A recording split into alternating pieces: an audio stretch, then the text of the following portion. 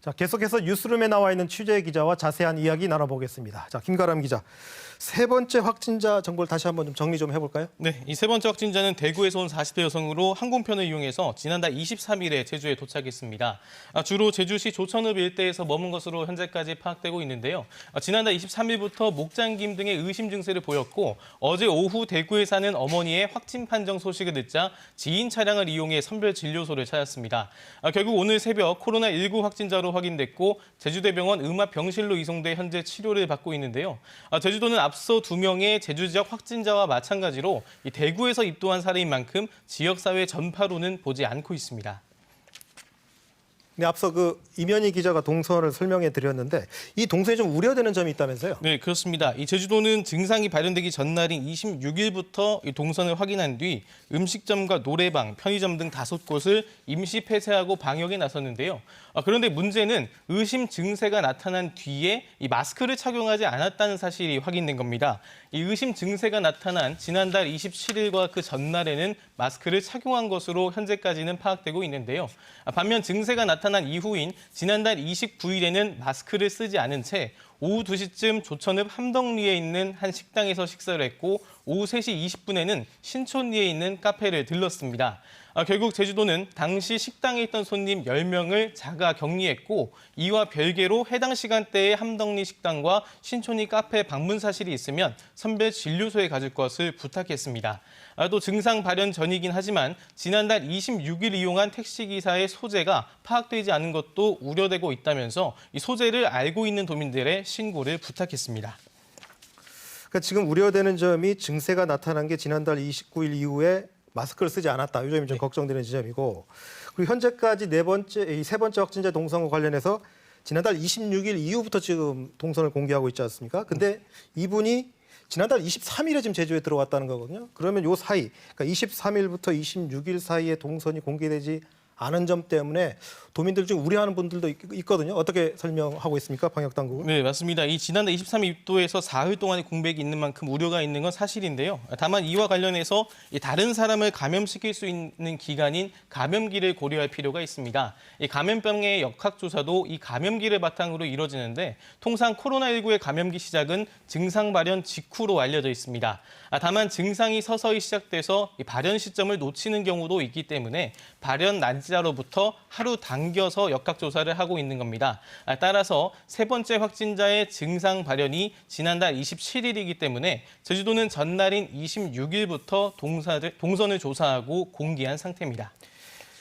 자, 그러니까 지난달 26일 이전에는 감염 가능성이 낮기 때문에 크게 걱정하지 않아도 된다. 네. 이건 물론 과학적인 근거가 있는 거겠죠. 그렇습니다. 예. 질병관리본부나 WHO에서도 권고한 지침이라고 합니다. 네. 자, 그런데 혹시 시청자들이 궁금해하시는 게 신천지 혹시 그거 관련된 건 아니냐 이런 걱정하시는 분들도 있던데 이 부분도 밝혀졌습니까? 네, 일단 제주도에 따르면 이 세 번째 확진자는 스스로 신천지와 연관이 없다 이렇게 진술을 했다고 하는데요.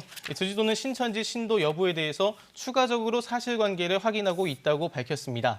다만 기존에 조사된 도내 신천지 교인과 관련해서 현재 우려가 나오고 있는 상태인데요.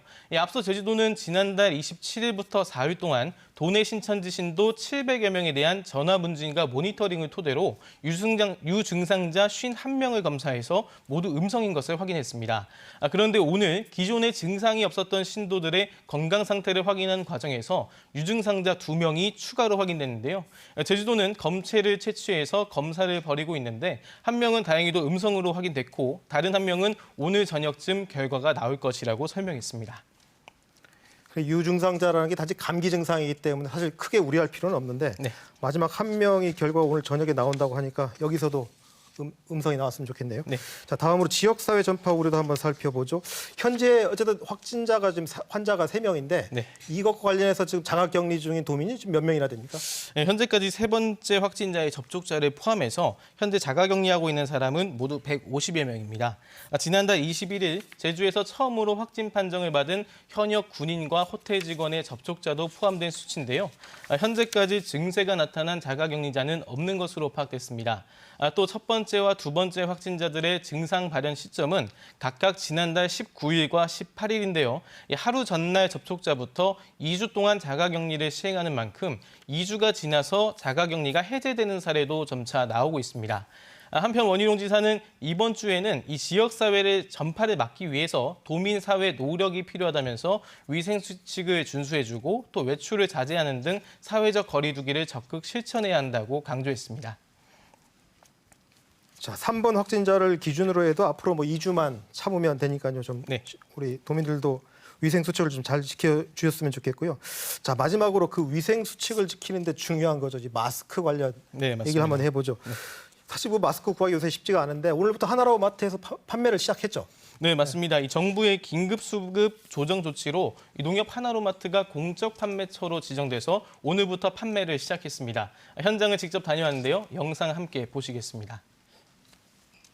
그러니까 또 이게 줄 서 있는 거예요. 그래가지고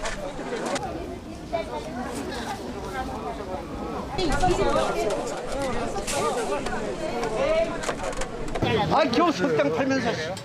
아까 한참 기다리다가 아침 8시부터 서야 되고 이게 무슨 일이 난리야.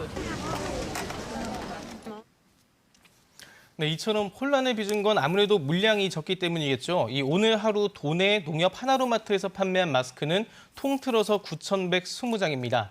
얼핏 보면 많아 보이지만 판매 점포가 44곳에 달하는 데다가 또 이 세 개들이 한 세트이다 보니까 여기에 또 한 점포당 적게는 120장에서 많게는 240장만 확보된 상태입니다. 그렇다 보니까 이제 아무래도 구하기 힘들 수밖에 없는 건데요. 또 우정사업본부에서도 도내 읍면 우체국 20곳에서 오늘 하루 7,000매를 공급하긴 했지만 모자라긴 마찬가지였습니다. 농협 제주지역 본부는 내일도 오후 2시부터 도내 농협 하나로마트 48곳에서 12,000여 장을 판매할 계획이고 우체국에서는 오전 9시에 번호표를 나눠준 뒤 오후 5시부터 판매하는 방식으로 추자와 우도는 350장, 나머지 읍면 우체국 18곳에서는 각각 425장을 판매할 계획인데요. 이 마스크 확보에 최선을 다할 계획이라고 하지만 당분간 불편은 이어질 전망입니다. 네, 이 마스크 혼란을 보면 이 경제학 교과서에 나오는 시장의 실패의 가장 대표적인 사례 같은데 정부가 적극적으로 개입해서 마스크 공급을 원활히 했으면 좋겠습니다. 그리고 무엇보다도 이번에 세 번째 확진자가 지역사회 전파로 이어지지 않기를 바랍니다. 자, 오늘 소식 잘 들었습니다. 네, 감사합니다.